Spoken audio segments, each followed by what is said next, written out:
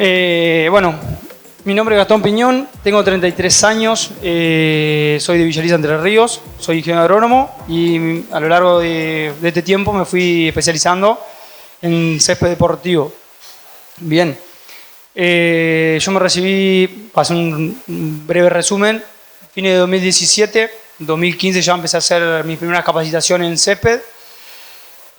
Armé un proyecto de lo que es GSP Césped y dije, bueno, cuando mi familia tiene producción agrícola ganadera, cuando yo tenga 40 años, arranco con el césped de lleno. 2018 ya tenía algunos cursos encima, empiezo a laburar en un tambo, 5 meses, renuncio, vuelvo a vivir con mi viejo, mi novia queda embarazada, padre. Así que puse quinta con el proyecto de césped y acá estamos, arrancamos, ¿no? Ahí nace lo que es GSP Césped. Como le dije, nosotros somos de Villa Elisa, Entre Ríos, bien sobre la costa del río Uruguay. Una zona donde hay muchísimos clubes amateur, como en la gran cantidad de Argentina, por una cuestión de que el fútbol profesional tiene plazas, hay cupos, y la gran mayoría es amateur. Cuando yo arranco a hacer la parte de asesoramiento, empiezo a ver un montón de falencias, empezamos a capacitarnos mucho en lo que es mejoramiento de los campos de juego, no llega mucha tecnología, lo teníamos que andar rebuscando con cosas que encontrábamos, que teníamos, que la podíamos solucionar. Fui creciendo, me fui especializando en lo que es césped. Bueno, si bien nosotros también hacemos lo que son construcciones de campo de juego, el fuerte nuestro es la parte de mejoramiento, ¿sí? Asesorar a los clubes, trabajar con ellos en conjunto, confeccionar planes de mejoramiento, realzar los espacios verdes, etc. ¿Sí? Y en función de eso nace un poco la charla hablando con Danilo de que a él también le iban a consultar por muchas máquinas, pero no había mucho conocimiento en césped. Lo que es el interior, la conozco a Vanina nomás, que está en el rubro del césped, sobre la costa del Paraná, y yo. No hay gente que asesore, hay gente que... no hay eventos como estos, no son los que abundan para poder crecer y para poder aprender y para poder fomentar un poco más lo que es la cultura del césped en Argentina. Hoy en día está un poco más en auge, pero si nos comparamos a nivel mundial o con otros países, estamos lejos de lo que es el conocimiento del césped, ¿sí?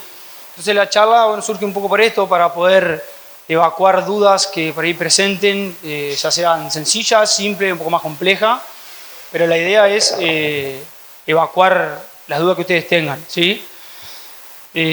Nosotros trabajamos, como les digo, con muchos clubes amateur, y lo primero que tuvimos que romper es la creencia de que para tener un buen campo de juego, ¿sí?, necesitas un presupuesto elevado, un alto presupuesto.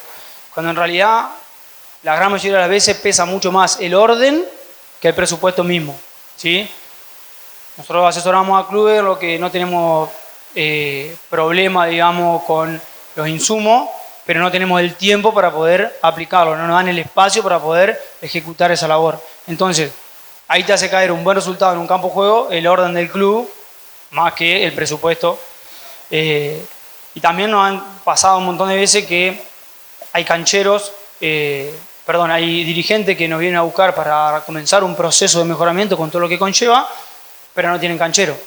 Entonces ahí también falta el orden. Como dice más una oportunidad Daniel Espósito, justamente, hay 4 pilares fundamentales, que es el canchero, asesor, dirigente, cuerpo técnico y jugadores. Y todo ese conjunto tiene que trabajar en equipo para poder llevar adelante todo el proceso de mejoramiento y el buen cuidado del campo de juego, que es por ahí lo importante, ¿sí? También nos encontramos con falencias en que el recurso físico termina siendo más escaso que el recurso económico. Es decir, no hay lugares para entrenar, hay clubes que tienen solamente una cancha, hay clubes que hacen inversiones que en realidad terminan siendo un gasto porque no las pueden ejecutar bien, porque no pudieron asesorarse, ¿sí? Entonces lo que nosotros fuimos pioneros en nuestra zona, en nuestro nicho, más en el interior, es justamente eso, empezar a derrumbar todos esos mitos, empezar a tratar de ordenar con el asesoramiento y poder hacer un asesoramiento genuino para con ellos, de que realmente les sirva lo poco o mucho que vayan a hacer, que les sirva, porque después si el club tiene un presupuesto de 1 millón o 50.000 pesos por mes, que se tienen que romper la cabeza para poder planificar eso y llevar adelante las cosas, somos nosotros los asesores o el contratista que se está, que está asesorando o que está capacitándose para llevar adelante las labores, ¿sí? Así que bueno, con este preámbulo damos inicio. Si alguien tiene una charla, una pregunta o algo que quiera comenzar, estoy abierto. Dime.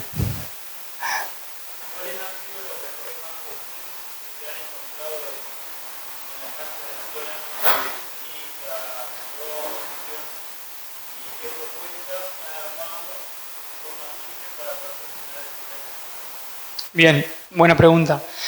Los problemas básicamente que nos hemos encontrado es básicamente en el manejo, ¿viste? Muchas veces, por ejemplo, había mucho exceso de riego, ¿sí? Porque había clubes que tienen un sistema de riego automatizado y porque tienen el sistema de riego automatizado riegan, ¿viste? Entonces, empezar a ajustar esas cosas, porque siempre es preferible estar del lado seco que del húmedo, en ese caso, ¿sí? Porque vos podés agregar agua, pero no podés sacar. Entonces, las raíces toman oxígeno del suelo. Si nosotros tenemos todo el tiempo un suelo saturado de agua, la raíz no te está pudiendo tomar ese oxígeno, ¿sí? Porque el suelo básicamente está compuesto por parte sólida y parte gaseosa, digamos. Esa parte gaseosa tiene que haber un 25% de esa parte de aire y un 25% de agua. Si nosotros tenemos todo el tiempo el suelo saturado, las raíces no pueden respirar, ¿sí? Y el desarrollo radicular es muy escaso, porque la tiene ahí el agua. No se va a explorar el perfil del suelo si tenemos el agua ahí. O sea, la paralela es que si nosotros tenemos la comida acá a la mesa, vamos a ir hasta ahí. No vamos a hacer 100 metros para tomar esa comida porque la tenemos ahí, ¿sí? Entonces, cuando teníamos la primera falencia con el riego, el césped se veía afectado porque no tiene desarrollo radicular. Otra de las falencias que encontrábamos éramos los cortes, ¿sí? Ellos dejaban crecer mucho, cortaban al ras. Dejaban crecer mucho, cortaban al ras. El gran problema de eso es que hay una parte, o sea, hay una proporción entre la parte aérea y la raíz, ¿sí? Si nosotros cortamos más o menos de 2 a 3 a 1, ¿sí? Lo que vemos arriba lo tenemos 2 o 3 veces para abajo o en circunferencia, ¿no? Entonces, si nosotros, para hacer un buen corte, la relación que tenemos que mantener siempre, la teoría por lo menos, a la medida que se pueda, es de 1/3, ¿sí? Ejemplo rápido, si nosotros queremos manejar un césped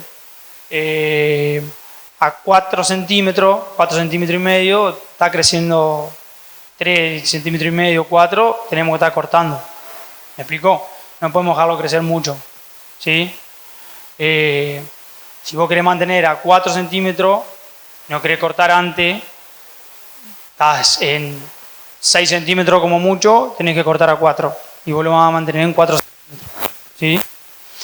Entonces eso pasaba mucho, lo dejaban crecer, sobre todo en la resiembra, 7, 8, 9, 10 centímetros y después iban 4 centímetros. Después iban 4 centímetros. Eso debilita mucho el césped porque aborta raíces, después le cuesta mucho generar de vuelta raíces, ¿sí?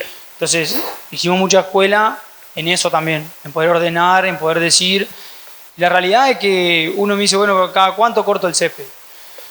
Y es muy relativo, porque lo único que hay que hacer en cierta forma es conocer esa regla y después medir y observar. Y va con una regla, medís, querés manejarlo a 4 centímetros, crece como mucho 6, cortá. 5, cortá. A 4, ¿sí? Entonces vos ahí vas fortaleciendo. Si a vos se te creció por X motivo, porque puede pasar a 7, 8 centímetros, lo que va a pasar ahí es que vos tenés que cortar, por ejemplo, si creció 8 centímetros y cortás 6, 7 a los 2 días o al día siguiente, cortás un poquito menos, así hasta llegar hasta la altura que vos querés, ¿sí? Después otras falencias que hemos encontrado son en errores de aplicaciones, errores de fertilizaciones, donde los cancheros, bueno, por ahí no tenía nadie que les guíe, regulaban mal, te quedaba una franja recontra verde, después otra que no llegaba el fertilizante. Entonces eso por ahí fueron los errores más en cuanto a manejo que encontramos. Otra de las cosas es el tema del tapado de los pozos, por ejemplo. Nosotros ya tenemos suelos muy arcillosos, pero no tenemos suelos arenosos. Entonces la gente, por ejemplo, tapaba con arena y después eso se termina lavando, el jugador cuando tracciona se barre. Entonces, explicar, enseñar por qué tiene que tapar con tal material y no con tal otro es importante. ¿Sí?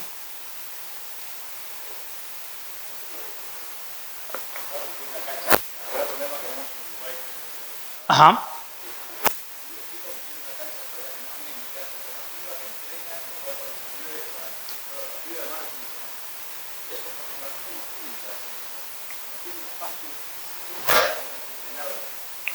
Bueno, buena pregunta también. No sé si escuchó la pregunta.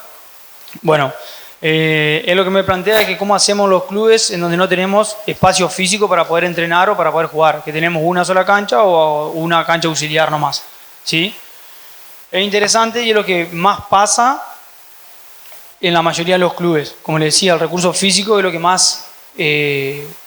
más escasea. Ahí vuelvo al orden, ahí es orden. Es tratar de armar cronogramas de entrenamiento donde se pueda diagramar de tal forma que las categorías que usan la cancha solamente la usen para hacer fútbol y todos los trabajos que se puede hacer afuera de la cancha, no importa si es de la línea para afuera, ¿sí? Pero todo lo que se puede hacer afuera de la cancha se haga afuera de la cancha. ¿Sí? En caso que el club no tenga nada para entrenar, tenga solamente la cancha pelada, tenés que tratar de buscar otra alternativa de entrenamiento. O algún otro predio, otro espacio, o alquilar alguna cancha en la medida que se pueda. Si no, sí, es insostenible. ¿Por qué? Porque la relación es inversamente proporcional. A mayor uso de la cancha, menor calidad de cancha. ¿Sí? Nosotros tenemos clubes en los que solamente tenemos una cancha principal, una cancha auxiliar 30x60, una canchita de fútbol 5, y ahí entrenan todas las promocionales, primera, tercera, fútbol femenino, veterano. Y la cancha responde bien. Pero hay mucho orden y hay mucho trabajo en equipo, desde la dirigencia que baja línea, del coordinador que baja línea, del cuerpo técnico, jugadores que cuando les toca la cancha y se empieza a romper, tienen un plan B, ¿sí? Saben que la entrada en calor es de la línea para afuera, saben que tienen tantos minutos para entrenar, ¿sí? Es lo más difícil de lograr. Yo no puedo aceitar todavía clubes que hace varios años que vengo laburando y hay clubes que lo tengo recontra aceitado y funciona, pero es orden. Y es como una política de club o de institución. No importa el cuerpo técnico que venga, vos tenés que bajarme esta línea, tenés que tratar de respetarme esto. Porque, como también dice Daniel, el jugador y el cuerpo técnico serían los espectadores. Ellos van y disfrutan de la cancha, pero tienen que tener un uso racional. Si vos sabés que tenés que entrenar los jueves para hacer fútbol, y ellos se les antojó entrenar el viernes también, y el canchero capaz que había regado un montón la cancha porque ese día le tocaba el río profundo, y te la van a romper. Entonces la hinchada, que es la que compara, digamos, el jugador con la hinchada, no le sirve, que a vos no te sirve como club que venga una hinchada y te rompa la institución, o se pelee con la policía. Entonces tienen un uso racional, ¿sí? Pero básicamente es orden. Lo que nosotros hacemos como tips es armar un programa y decirle, bueno, vos primero tenés los jueves, por ejemplo, para entrenar. Lunes y martes tratamos de dejar libre, por lo menos lunes libre, para hacer lo que tenemos que hacer, para salir del fin de semana, si hay que repararla, para regar en profundidad. Si el jueves que le tocaba a primera o a la categoría que sea llovió, la cancha no da, esperá la próxima semana. Siempre y cuando vos tengas, aunque sea un espacio mínimo para entrenar. Estamos hablando de fútbol amateur, ¿sí? Ya por ahí se puede complejizar un poco más cuando ya hay un trasfondo económico. Que las canchas son para alquilar, que las canchas son para obtener un rédito económico, ¿sí? Pero en ese caso no la usás entre semana, la usás los fines de semana. Tenés descanso. ¿Sí? Antes de que empiece la ola de calor, yo estaba cortando a 29 de altura y podía controlar por corte la maleza. Cuando empezó a subir la temperatura, tuve que empezar a subir el corte. Y me fui a 50, ponele. Y ahí se me dispararon las malezas. Y tratamos de evitar la aplicación de herbicidas, porque si no me daña todo el entorno. Siempre espero el día de lluvia para sacarlo manualmente a la maleza, o sea, los espartillos, todo eso se trata de sacar a mano. Y evitamos, ya te digo, aplicar la mayor cantidad de herbicida. ¿Cómo hago? Cuando pase toda la ola de calor, ¿vuelvo a bajar el corte o lo sostengo? Bien. Buena pregunta también. Bueno, en ese caso está buena porque es netamente de manejo. Cuando uno sube el corte porque la planta tiene un estrés, ¿sí? Ya sea, o sea, si el estrés es hídrico, que muchas veces tenemos falencia a los riegos y tenemos que levantar el corte, porque cada vez que uno corta le está generando un estrés a la planta, ¿sí? Entonces, si ya ambientalmente tiene un estrés, cortar muy bajo le está generando otro estrés y empieza a tener dificultad de la planta y que posiblemente empiecen a aparecer maleza. En esos casos lo que nosotros recomendamos es, si es por riego, tratar de hacer un riego profundo. Ahora, si es por estrés calórico, no te queda otra que tratar de esperar que pase por lo menos hasta que llueva, ¿sí?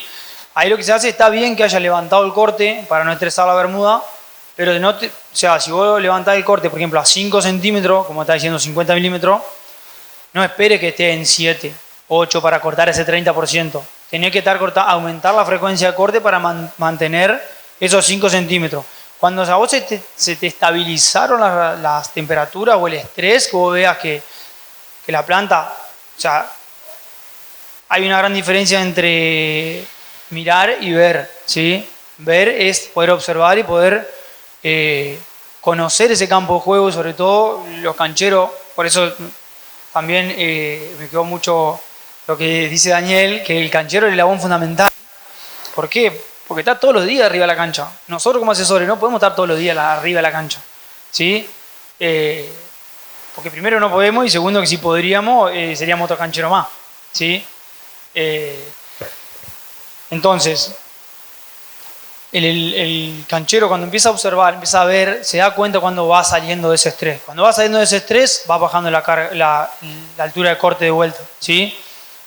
Pero es posiblemente que si a vos se te empieza a prosperar la maleza, ¿sí? Es porque hay que analizar ahí y ver si ya no venía con otro estrés y el hueco generó, o sea, la falta de densidad generó que te aparezca la maleza, o si es maleza que ya tenías vos y se adapta mejor y crece más rápido, ¿sí? Pero bueno, no sé si respondí un poco. Cuando pase un poco el estrés, se vuelve a la altura normal, ¿sí? Tal cual. Sí, tal cual. Sí, hay malezas en lo que vos tenés herbicidas selectivos, donde vos podés armar un buen control, pero también necesitas tiempo. Vos necesitas tiempo para que la bermuda, si bien son selectivos, necesitas tiempo para que la bermuda se pueda desarrollar y después también tenés toda la parte ambiental, tenés que ver si se puede aplicar en el sector o no, tenés que ver si tenés actividades o no, pero es un tema. Buenas, como a Nicolás de CF Tandil, ¿Qué tal? de la ciudad de Tandil. Te quería consultar cómo ustedes por ahí diagraman los lineamientos en el manejo del bacheo de la cancha en lo que serían por ahí los periodos de crecimiento, tanto estival o invernal. Bien. Bueno, una vez que hacemos la resiembra de invierno, por ejemplo, vos tenés ahí seguís en transición, ¿sí? Porque la bermuda todavía no... O sea, en teoría, la teoría dice que tenés que estar tratando de resembrar unos 30, 40 días previo a la primera helada. A veces se puede, a veces no se puede, por calendario de juego, por actividad, etcétera, porque tal vez no tenés el insumo. Pero ya te agarra los días más cortos, una vez que vos resembrás, poco sol, generalmente a veces llueve, más el riego, etcétera. Te terminas teniendo los campos de juego blandos y eso hace que se rompan más. En esos casos no te queda otra que Una vez que se entrena, se bachea al otro día y se repara. Una vez que salí de un fin de semana con partidos, al otro día, digamos, tenés que tratar de recuperarlo lo antes posible. Hay diferentes tipos de rotura, ¿viste? Porque nosotros tratamos de ir siempre de lo más grueso a lo más chico. Hay veces que la cancha está muy blanda, tuviste que jugar igual y te quedó acordeonada porque por ahí frena el jugador, arranca. Eso es lo primero que se arregla, porque vos podés descalzar el pan de césped y volverlo al lugar, ¿sí? Entonces ya recuperaste y no tenés que andar rellenando ni nada. Ahora, es probable que te falte material y vos, porque el jugador no se lleva tierra cuando frena, va, viene, lo que te falta ahí es que se te compactó el suelo y te falta aire. Si nosotros a priori hacemos la práctica de tapar, en un tiempo determinado vas a tener el problema que te tuvo el agro con el tema de la labranza convencional, que era el famoso piso arado. A los 20 centímetros tiene una compactación terrible. Bueno, esto es lo mismo, ¿sí? Entonces hay que tratar de trabajar con pinches, contenedores, como para tratar de generar de vuelta ese aire, levantar ese pozo y ahí sí le volver a calzar el pan de césped que se desprendió, ¿sí? Después en los otros pozos, o otras heridas, es lo mismo. Tratar de volver al lugar el suelo, ¿sí? Y si de ahí te falta material, bueno, podés elegir. Si vos tenés un perfil bien arenoso, podés ir con arena o con arena con turba. Si tenés un suelo más arcilloso como lo que tenemos nosotros tratamos siempre de ir mejorando el perfil para tener mejor permeabilidad. O sea, el suelo se maneja con arcilla, lino y arena, ¿sí? Entonces, si vos tenés un suelo muy arcilloso, la infiltración es muy baja. Entonces lo que nosotros tratamos de trabajar ahí es con tierra arenosa como para ir mejorando ese perfil, ¿sí? Después sí tratamos de hacer arenados completos, pero en toda la cancha, ¿sí? No sé si respondí un poco a la pregunta. Bueno, y en época estival reparamos, perdón que no te dije, pero si vos tenés que rellenar con tierra en la fase invernal, en la siembra de invierno, casi todo el año va a estar agregando semilla, ¿sí? Va a ir agregando semilla. Ahora bien, vos tenés que acelerar los procesos. En ese acelerar los procesos hay un proceso que se llama pregerminación de semilla. Vos la pregerminás, donde vos ponés a germinar semilla. O sea, vos agarrás lo que vas a hacer en el día, más o menos, puede ser un balde, 2 baldes, un balde de 20 litros, una bolsa, lo que sea. La sumergís en agua 12, 18, 24 horas, ¿sí? Después la sacás, la escurrís. Una vez que deja de escurrir, la abrís, la extendés a la semilla en la sombra, ¿sí? Cuando esté oreada, va a la cancha. Y ahí vos podés tapar el pozo, le ponés la semilla arriba y ya le ganaste 2 o 3 días, ¿sí? Entonces, cuando a vos te ayudan las temperaturas, eso germina rapidísimo, ¿sí? Y en pleno invierno le estás ganando una semana casi a la germinación por temperatura, pues ya eso absorbió agua y demás, ¿sí? Entonces eso te ayuda a acelerar muchísimo los procesos. Cuando vos empezás a ver la cancha, nosotros como asesores, yo vi una cancha en pleno, o sea, mitad de año, y vos tenés que ver pozo que todavía, si hubo un partido por ejemplo, el domingo y vos vas el lunes de mañana, vos tenés que ver pozos hechos recién, o si vas un martes, pozo hecho recién, que no se reparó, pozo recién reparado, pozos que ya están arreglados, pozos que están con semilla, pozos que están brotando, pozos que ya están para el corte, ¿sí? O sea, porque eso es constante. Si un canchero deja o sea, para solamente arreglar los lunes, se van a escapar miles de pozos. Eso tiene que ser constante. Ir todos los días que se ocupe la cancha, arreglarlo, ¿sí? Y en lo que es estival, la bermuda te lo cubre. O sea, haces todo eso sin semilla, básicamente. Oh, Gastón, ¿cómo te va? ¿Qué tal? Te quería consultar qué tips o qué recomendación me podés dar luego de la resiembra. ¿Qué tiempo más o menos debe transcurrir para realizar el primer corte y evitar el estrés o demás? Bien. Bueno, va a depender de algunos factores, pero hay una prueba que se llama, o sea, muchos te dicen, no, dejalo 10, 12 centímetros y después cortá. Sí, vos ahí te asegurás que ya esté enraizado, que esté bien anclado y que vos puedas cortar. El tema es que ya a los 8 centímetros más o menos ya se te empezó a volcar el rairá. A los 10 ya lo tenés volcado. Entonces ya el corte ya se dificulta. ¿Sí? Hay una prueba que se llama la prueba del tirón. ¿Sí? Que vos básicamente tenés el césped acá y lo que haces es pegarle un tironcito. No guaso porque lo vas a arrancar siempre, ¿no? Pero cuando te empieza a ofrecer resistencia, que más o menos se da ahí a los 6-7 centímetros, 8 como mucho, ya ahí está para cortar. ¿Sí? Lo ideal es al principio despuntarlo, cortar bien alto, básicamente como para emparejar la cancha. El rairá es una especie que, sobre todo el anual, germina rápido, ¿sí? El perenne también germina rápido, por lo que son tiempos de semilla, pero tardan algunos días más que el anual. Pero como toda semilla, digamos, es un ser vivo independiente, entonces todos tienen sus tiempos y sus procesos. Hay zonas que va a recibir un poquito más de humedad, menos, etcétera, y te germinó antes, ¿sí? O que tiene un poquito más de sombra, te germinó después. Entonces los primeros cortes son como más para emparejar. Despuntás y después vas bajando a poco a la altura que vos querés, ¿sí? Lo ideal es que una vez que vos arranques el corte, la frecuencia de corte sea alta, digamos. O sea, que vos estés cortando cada 2 veces por semana como mínimo, ¿sí? Incluso hay veces que hasta 3, depende de la fertilidad del suelo, depende de si se fertiliza, si no. También puede mermar que vos después la empieces a usar y porque estás un poco más estresado no tengas que cortar tanto, ¿sí?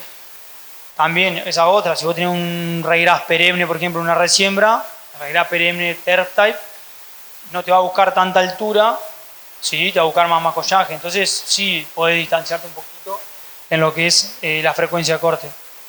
Y si vos tenés un césped profesional, capaz tenés que cortar todos los días, ¿sí? Esto te lo va a ir dando, repito, el crecimiento, medir y después ir ordenándote vos con la frecuencia de corte, ¿sí? Pero como tip sería eso, asegurarte que esté bien implantado, bien arraigado, ¿sí? Muchas veces pasa que no se pueden hacer cortes verticales, tenés mucho touch y se te ancla en el touch. Entonces cuando vos empezás a dar carga, se te termina muriendo el raigras. Entonces no es tal vez por error de corte, sino que el problema está en otro lado. Para un caso en el que estamos desarrollando un complejo de canchas y estamos empezando de cero, ahora estamos trabajando en movimiento de suelo, de hecho. ¿Qué técnica, qué recomendaciones das vos para el tipo de sembrado, de plantado de césped?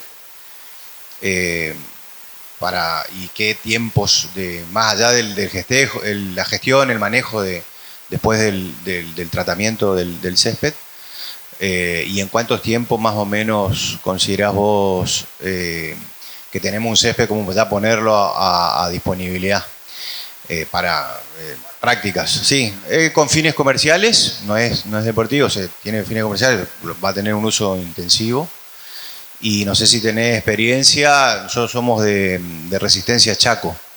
También tiene que ver, entiendo, el clima y los suelos de allá, que por ahí si vos tenés alguna experiencia de allá. Bien. No, en Chaco no hemos asesorado, no conozco Chaco incluso, pero lo que te puedo decir es que los tiempos, desde que arrancás, digamos, con la obra, por así decirlo, hasta que jugás, es bastante difícil calcularlo. ¿Por qué? Porque vos tenés, claro, bueno, ahí voy. Si vos tenés toda la parte de mejoramiento, de la parte de construcción, de movimiento del suelo, etcétera, etcétera, te puede llevar más o menos, ¿sí? Pero una vez que sembrás, también van a depender un poco los tiempos, qué es lo que vos querés sembrar. O si vos querés ir con siembra, va a tener, por ejemplo, si vos sembrás una bermuda por semilla, es lenta inicialmente, más o menos la gran mayoría de los nacimientos, si no le faltó agua y demás, se da entre los 15 a 25 días de sembrado, pero más o menos al tercer día. Bien. Bien. Bueno, buen dato. Pero más o menos cuando tarda un tiempo en largar los estolones. Una vez que largó los estolones, porque inicialmente un poco lenta, ahí sí explota. Acá en nuestra zona estamos entre 60 y 90 días, está jugando, ¿sí? Tal vez en Chaco por la temperatura está jugando un poco más, un poco antes, ¿sí? Pero también una vez que para que estés jugar, tenés que evaluar que tenga buena cobertura y densidad sobre todo, ¿bien? Después si vos te vas a hacer, no sé, vas a hacer un row planting, los tiempos más o menos son similares, ¿sí? Lo único que te permite jugar con algunos preemergentes para evitar que se te invade maleza, que la semilla no te lo permite, porque vas a estar matando la semilla. Y si vas a colocar alfombra, digamos, en poco tiempo estás jugando. ¿Sí?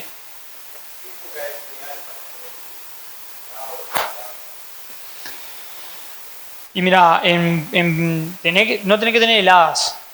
No sé bien cómo son las fechas de heladas ya en Chaco, pero que vos digas, bueno, en primavera, si tenés buena temperatura, chao, podés estar sembrando. En julio. Y está jugado por el desarrollo, ¿sí? Está jugado por el desarrollo. Porque, a ver, lo que hay que entender también acá es que la bermuda siempre va a rebrotar una vez que pasa el invierno desde el rizoma, ¿sí? O sea, el rizoma es la guía que va subterránea. O sea, vos tenés el estolón, que es la guía que uno ve, que va sobre la superficie, y el rizoma va por abajo. El rizoma es uno de los últimos órganos que se empieza a formar. Vos podés tener un buen desarrollo radicular, una buena cobertura de bermuda, pero te falta desarrollo de rizoma. Entonces, si vos la sacás calzada, como quien dice, después te va a costar mucho el rebrote, ¿sí?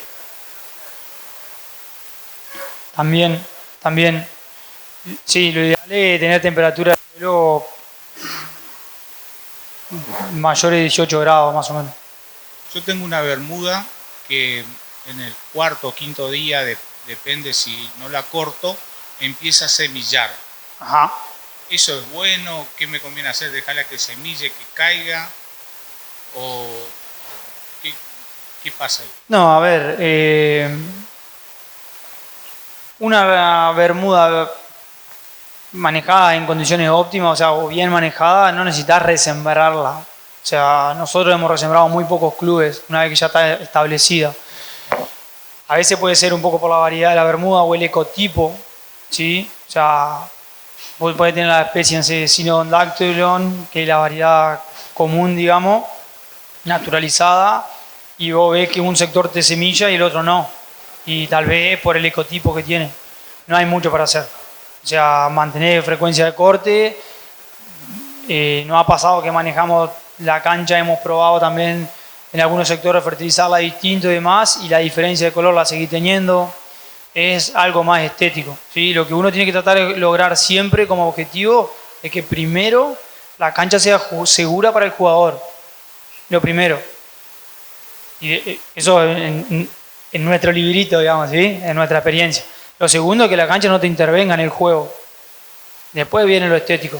Sí, obvio que todos queremos una cancha linda, pero si vos tenés cobertura, densidad, la cancha es segura y no te interviene en el juego, aumentar la frecuencia de corte para que no se te despegue, digamos, la barra floral.